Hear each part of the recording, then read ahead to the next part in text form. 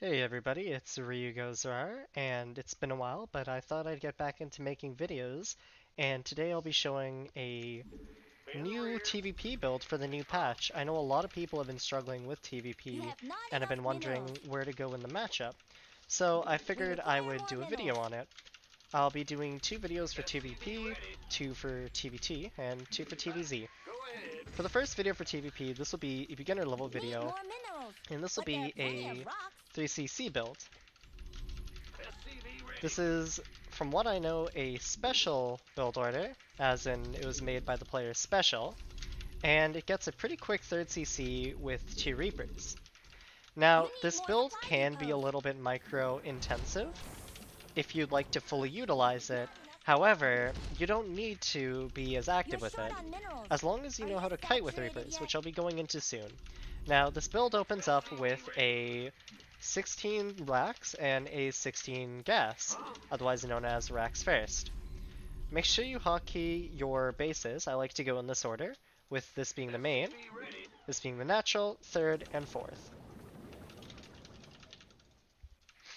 So one of the key things with this build is we're going to be delaying our starport by a little bit, but we'll be getting a really quick third command center, as well as a pretty quick stim and +1 timing. Plus we're safe because of the 2 Reapers. For people who have always struggled against openings like Cybernetics first, this is usually a really good counter. The idea behind this build is to get out 2 Reapers and to catch the Adept across the map. And for those who don't know, the Reaper actually does have one range over the Adept. So if you kite it effectively and you do the micro chicks well, you can actually kill the Adept without taking any losses. Now remember to build your depot at the wall. You don't want to build it anywhere else in case the Adept manages to shade in. Now, as we start the second Reaper, we're going to go ahead and take our second gas. And normally you would send the Reaper to catch the Adept across the map, but because they're only against the AI, we're going to be leaving the Reaper there. Now, you may be asking yourself, when do we get the factory? The factory is going to come down right after this depot. So we're going to go ahead and throw down that factory. Also, this build does neglect scouting as we send our Reapers right across the map. So, what you should normally do is, after your barracks finishes, you should rally out another worker at 19 to do what we call a rack scout. Now, after your second Reaper, you're going to go ahead and throw that tech lab down. And normally you'd use these 2 Reapers to either get a run by against a stalker, or kill the early on Adept. Now after this next SCV, we're going to go ahead and drop down that 3rd CC. You can see it lines up pretty nicely being at 250. Our second command center is going to come down. We're just going to delay that orbital by a little bit, and then we're going to just drop it down. We're going to go ahead and rally over here, and we're going to go ahead and swap the add-ons here. We're going to send that depot SCV down here. We're going to build a Cyclone and a reactor on the racks. Now, we only build one Cyclone because with this build, we use the Cyclone to maybe defend against early Stalkers, maybe an Oracle, or whatever really can hit you early on. After the Cyclone, however, we're going to be going into a tank. And by this time, when the Cyclone's just a little past halfway done, we're going to throw down 3 barracks. One here, and one here.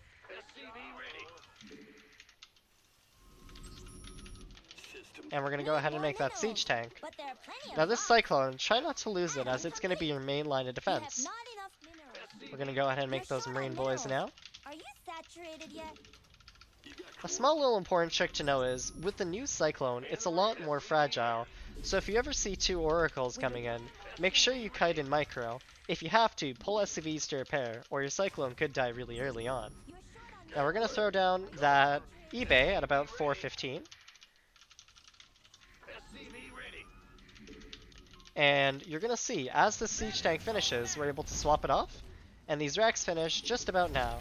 Just in time to start a starport, another tech lab, more marines as usual, and we can grab stim, this reactor, another marine, and if you look again, we can also go ahead and grab +1. Now on the other side, we're just going to go ahead and throw down depots. Now it's important that you get into the habit of this kind of depot sync, as you're going to be making a lot of depots with this build. Go ahead and grab combat shield. But we're not going to throw down our extra gas just yet. We're going to go ahead and instead throw down 2 depots. Like I said with this build, you may get supply capped at first, so it's important you get into the rhythm. Even I'm not perfect with it. And at about 510, you're going to throw down 3 more gas.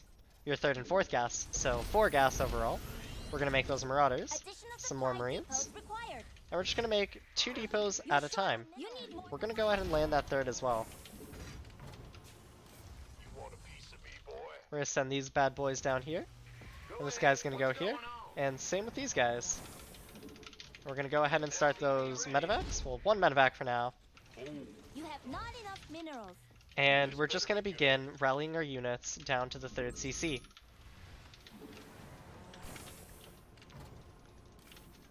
At this moment, based on what you scout, you can throw down maybe a scan at your opponent's base, see what's going on.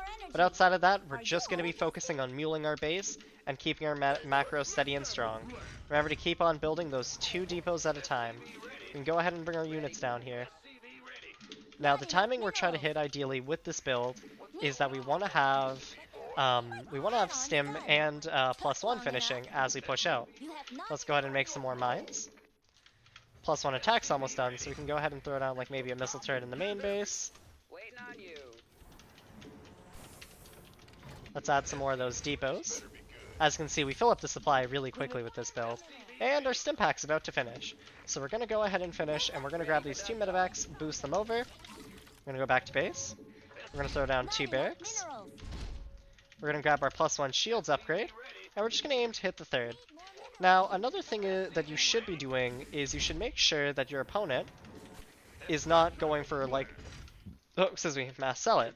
Something like Mass Zealot can really hit you hard, so if you have to instead attack or defend, try to adjust the build accordingly based on what you think is best.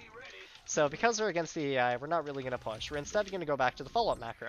We're now going to drop down a starport, a fusion core, another engineering bay, and an armory. We're going to go ahead and put those workers on that next gas. We're going to grab our 6th gas, sorry. Going to go back to making units. Going to go look back at the space. We're going to make those depot boys. And based on the damage you did with this build, you can now decide from here whether or not you want to go into a defensive game or an aggressive game, whether that be dropping all over the place or just, you know, sitting back. I like to take this moment, if I kept the Cyclone alive, to leave it in the main base and throw down 2 turrets.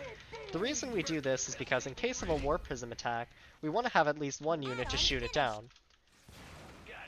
We're going to bring these workers down here, and we're going to go ahead and build 2 more depots.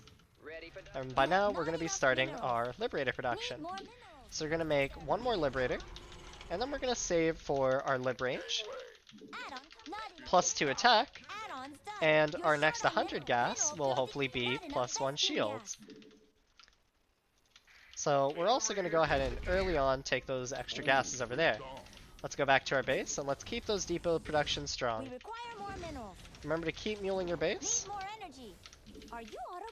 At this point, you may scout that there's ghosts or High Templar, so you can go ahead and drop down that Ghost Academy, and we can go ahead and grab +2 shields. You can see that everything lines up really nicely, and as long as we're keeping up with our macro, by the way, if you need to add more Widow Mines, you can adjust what you make accordingly.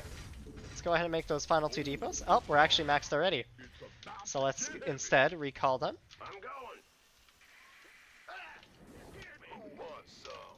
Let's go ahead and get up to 74 workers. And as our 4th is finishing, we're going to go ahead and start our 6th, 7th, and 8th racks. We're going to go ahead and grab Ghost Cloak. We're going to make some more Liberators. Need more minerals, but there are plenty of rocks. We're going to go ahead and make that 4th on orbital. Start a turret just in case they send some DTs over. Keep those Marines and Marauders steady. Some more mines in case they have Zealots. And by now we should be maxed by just about 9:30. Maybe faster or maybe later. It's okay based on how the game goes, but you can see where the timing lies. So now we can push out about now with Lib range being done. And we can do our push. So let's see how the push goes out. Behind this, you can go ahead and grab these extra workers, transfer them over. That's what I like to do as my push is leading up there. We can go ahead and siege these Liberators.